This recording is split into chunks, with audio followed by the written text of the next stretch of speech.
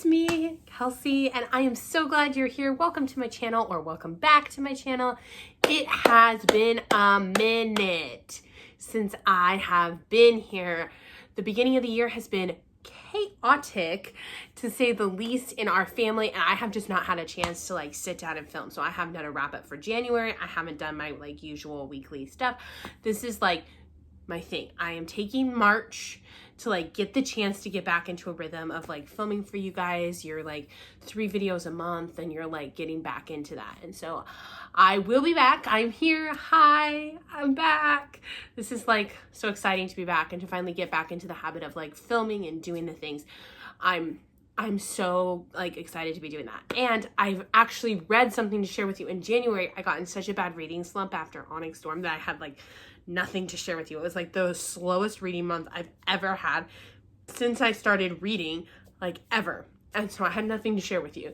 So this month I read 9 books, and I'm really excited to share with you.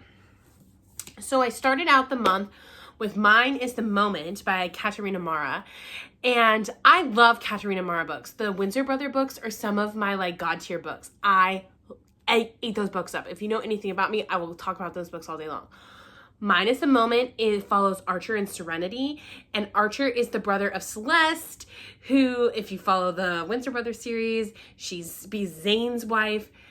And I don't know if I just didn't, it's because I'm not Zane and Celeste are one of my least favorite couples of that series. I don't know if I just didn't really connect with them. I don't know if I just didn't connect with them as a couple. I didn't find their story compelling. I don't know. I don't know if it's because I was coming out of a reading slump. I just didn't groove with these characters. And so I just had a really, really hard time with this story. I didn't feel like Archer has known Serenity for a really long time, and they're dealing with Serenity's dealing with the past of trauma, and he's dealing with past trauma, and then I just did not connect with them as a couple at all, and it was really hard. So I only gave it 3 stars, which is really sad for me because Katarina Mara books are some of my favorite books. So this was just not something, I don't know. I struggled with this one. Then I read The Takeover, The Acquisition, and the Merger by Nana Malone. She's a new author to me. I have had these books on my TBR for a long time, and they all had really great cliffhangers.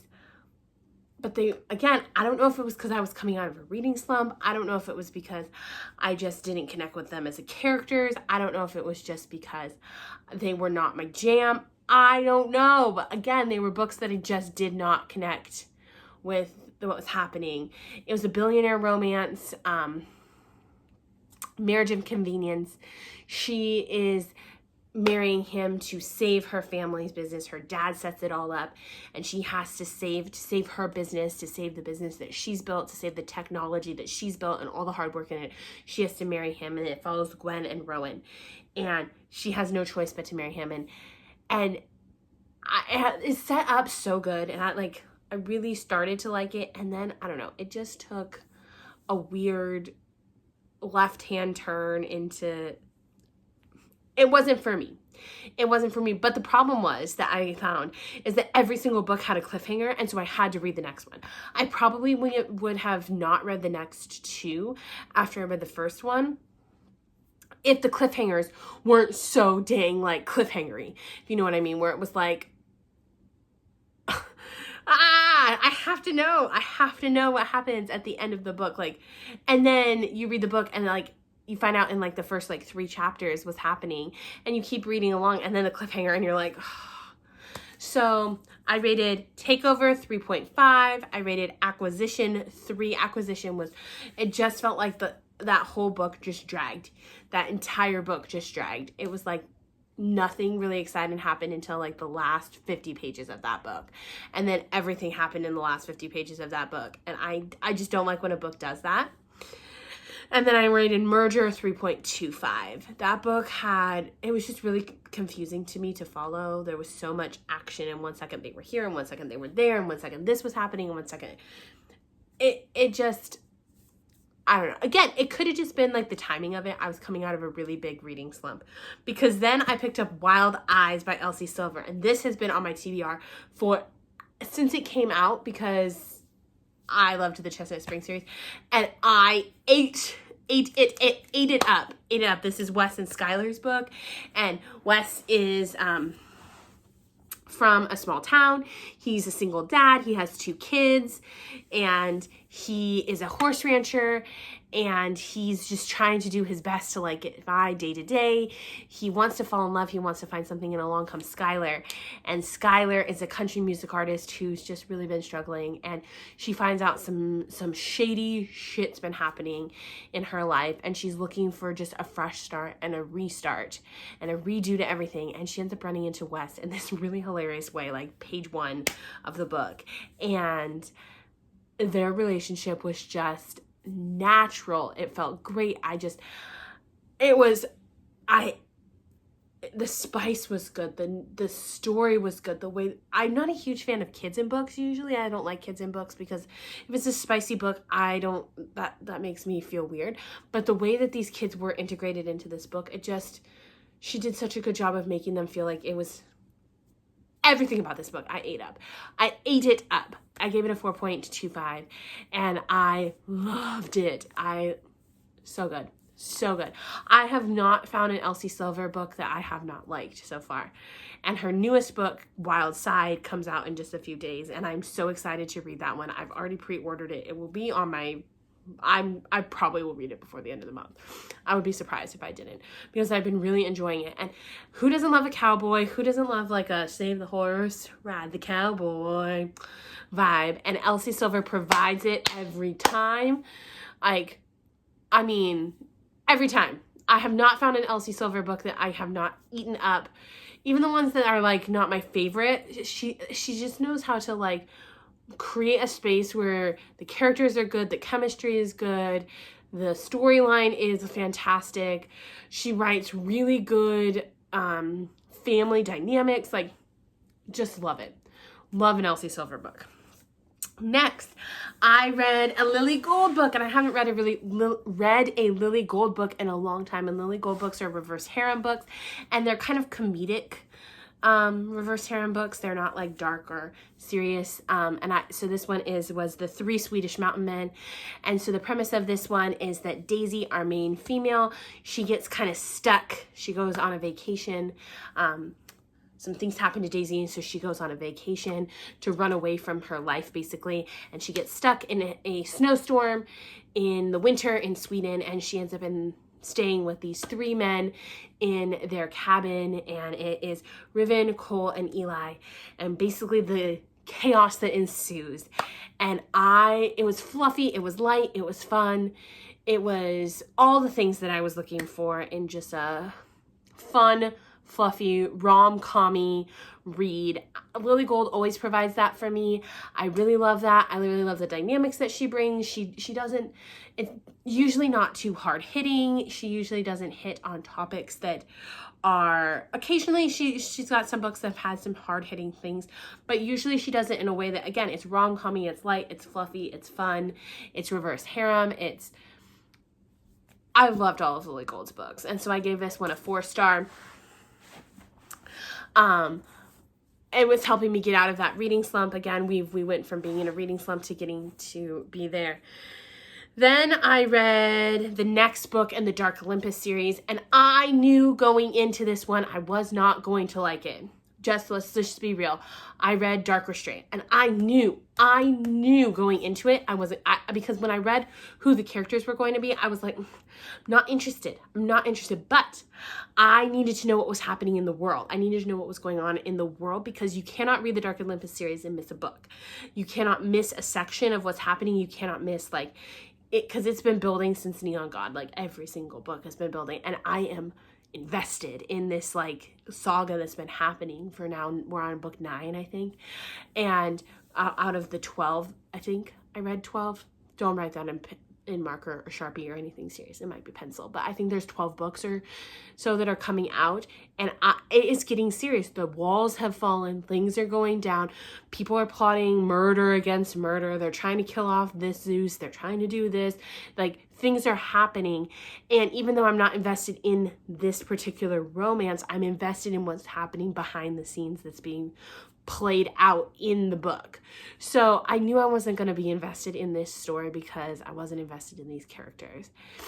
And it was a drag. It was a drag of a book because I knew that. And it's fine. It is what it is. It was a 3-star because of that. But there was some serious twists in the plot that I'm excited to see where we go with Sweet Obsession, which is the next one, which is coming out here in May. June or May. I have to go look. Sweet Obsession is coming out, and that's the next one, and I'm psyched for Sweet Obsession. I think Sweet Obsession is going to give us a lot of answers to not only like the overall arching plot, but it's an MM, and we haven't had one of those yet in the universe, and so I'm and it got set up at the end of Dark Restraint for it to just be like forced proximity, MM, he got held captive, like I'm stoked for Sweet Obsession. So even though I'm not like totally, Dark Restraint was totally not my jam, the Dark Olympus series is my jam, if that makes sense. Read the Dark Olympus series. You have to read the Dark Olympus series. I have pretty much given that series so far is a 5-star series, even though not every book has been a 5-star. That series is a 5-star series. Loving that series. Katie Roberts, like, oh, I love that series. After I read Dark Restraint, I read The Pucking Wrong Number, and I ate that up. I remember I texted one of my friends. I was at work, and I was listening to it while I was having lunch. And I was like, what is wrong with me that I want him to be more psychotic for her? Like, good for her. She needs him to be more unhinged, more than, like, I need him to be more unhinged. Because it follows the story of Lincoln and Monroe. And Lincoln is a pro hockey player. And he's just a tiny bit psychotic. Just a tiny bit psychotic. And he's just a tiny bit psychopathic. Anyways, he's a psychopath, and he is obsessed with her from the second that he sees her. And Monroe's had a really hard life, and she's had some really hard things happen, and their story for falling in love. And if he was a real person, run. Every red flag in the book, just run, run, run. But in this book, I needed him to be more psychotic. So it only got a 4-star because I wanted more unhinged for her, for Monroe. I was like, the unhinged needed to come earlier, and it needed to come harder, and it needed to come more. In real life, please, if you, red flags. But in book world, the more, the better. And then I just finished my 5-star read of the month, man. My 5-star read of the month. And I'm saying it slow because I'm soaking it all in. I read Unfurled by Elodie Hart. That book, literally, I will tell you that I think it is, I'm trying to decide if Losers was more spicy or this one was more spicy. I'm going to go with this might be the spiciest book I've ever read. And it is hot spicy. It's not like steamy, like slow burn spicy where it's like, no. It is so good. It follows Belle and Rafe, and Belle has some serious religious trauma. And she's dealing with her religious trauma, and Rafe is her neighbor, and he owns a Schmexy club. And in his Schmexy club, he has this program called Unfurled, where he helps women who are looking to lose their virginity do it in a safe and Schmex club style way. And she enrolls in the program, and what happens then is they fall in love, and she deals with her religious trauma through it. Oh my gosh, there's a couple of scenes in the book where I was literally like just shocked, but also so turned on. It was a mess. It was a mess, and a mess in a best way, like the best possible way. It was so, so good. And it